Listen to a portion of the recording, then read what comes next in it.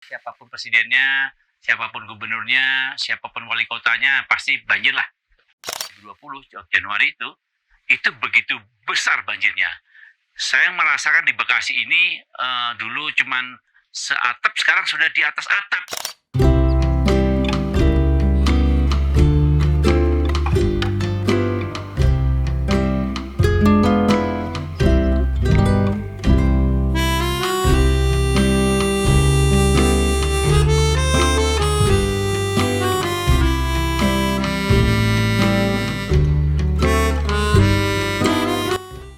Menurut Pak Sony, apa yang salah dalam pengelolaan lingkungan di Jakarta sehingga banjir terus datang? Jadi gini, kalau ibaratnya saya ngomong terus terang bahwa Jakarta ini orangnya sudah makmur-makmur kan ya. Ibaratnya sudah kekayaannya atau sejahteranya baik-baik. Tapi perilakunya masih kayak orang desa. Saya ulangi, kita ini semuanya sudah punya ekonomi yang bagus. Seharusnya perilaku kita juga seperti orang-orang yang modern, orang-orang yang orang kota. Di mana sampah itu dikelola dengan baik, air juga saluran air itu diperbaiki. Kenapa? Karena itu semuanya adalah orang desa itu. Kalau orang di daerah itu karena kalinya bersih gitu, dia mandi di kali segala macam. Kemudian juga kadangkala dia membuang sampahnya di ladang. Karena apa? Karena memang langsung dikelola oleh tanah dan itu dibuanglah organik. Sekarang ini di Jakarta itu metropolitan, di mana air itu melimpah dan dibuang ke laut. Semua dibuang ke laut, bukan dibuang ke tanah. Nah, artinya apa? Kita janganlah jadi orang Jakarta, orang perkotaan itu jangan cuma sifat kita, fisik kita jadi orang kota, tapi karakter kita juga jadi orang kota.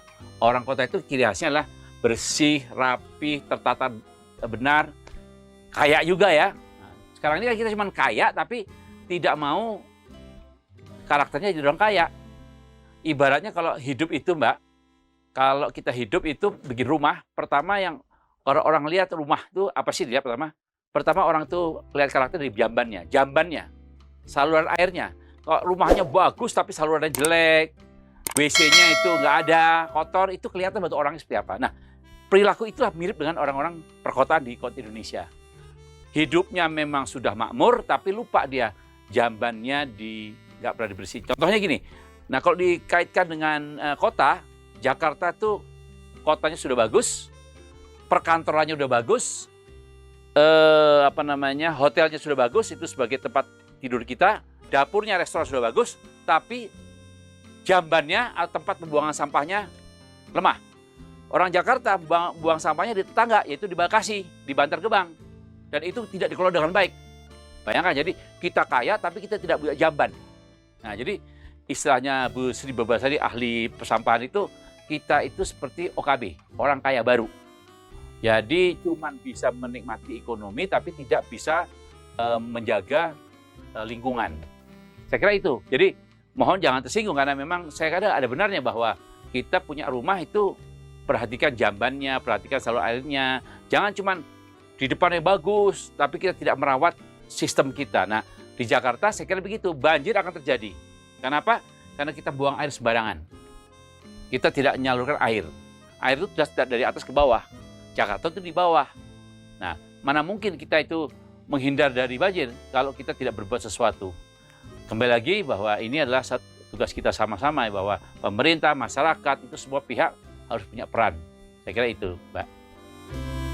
Seandainya pengelolaan lingkungan dan perilaku masyarakat sudah dibenahi, kira-kira butuh waktu berapa lama untuk Jabodetabek bisa terhindar dari banjir?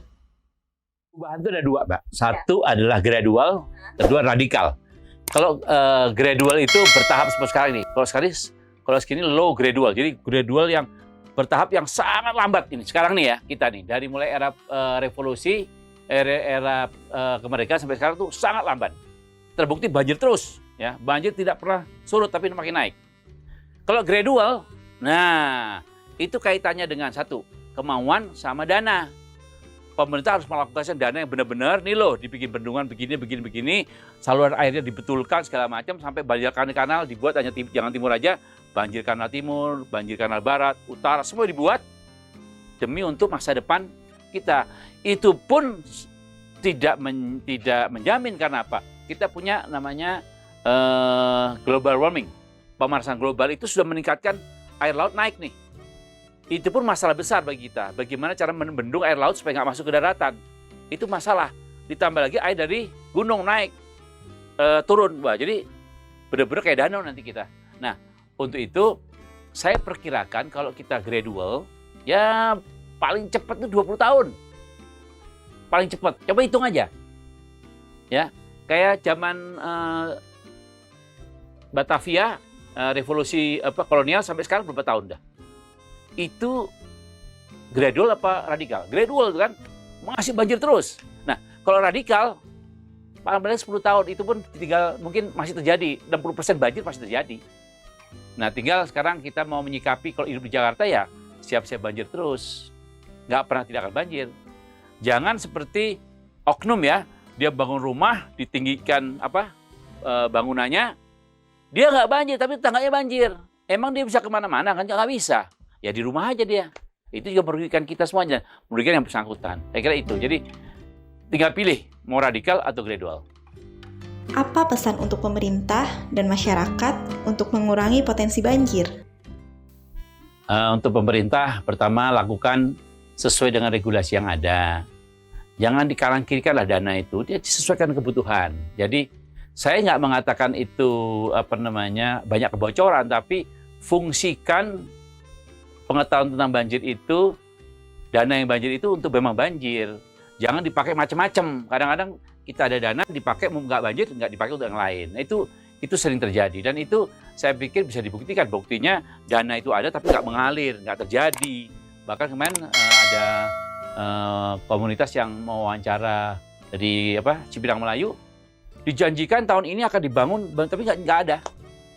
Padahal dananya sudah diatur, Dok. Ganti gubernur beda lagi. Nah, itu satu hal ya. Jadi konsistensi master plan itu harus dijalankan sesuai dengan ketentuan. Untuk masyarakat, nah 3 pilihan nih. Masyarakat mau hidup nyaman atau hidup kayak gitu terus. Kalau mau hidup nyaman, bantu pemerintah untuk mengurangi sampah, jangan membuang sampah di kali, buat sumur resapan, buat bor biopori segala macam untuk membantu mengurangi ya, masyarakat hanya mengurangi. Kewajiban pemerintah, tapi masyarakat mendukung. Nah, jangan dibalik. Pemerintah cuma lihat-lihat, diwajibkan masyarakat.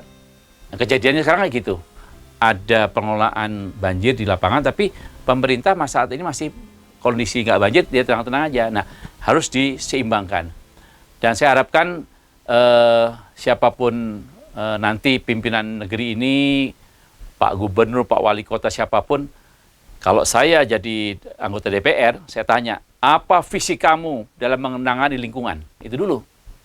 Kalau dia nggak bisa jawab, dia tidak bisa janji komitmen, jangan dipilih. Karena apa?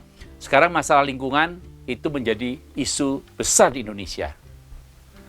Jadi kalau saya nih anggota DPR tanya, bagaimana visi Anda terhadap pengelolaan lingkungan? Karena apa? Yang terjadi adalah pelanggaran-pelanggaran undang-undang. Ruang terbuka hijau, tata kelola tanah, itu sudah begitu masif.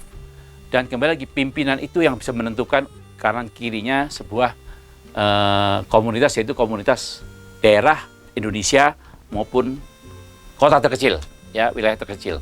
Saya kira itu bukan pesan tapi peringatan bagi siapapun untuk supaya kita jangan mengalami azab lebih keras lagi dari Allah Subhanahu wa taala. Karena apa? Banjir itu akibat daripada diri kita.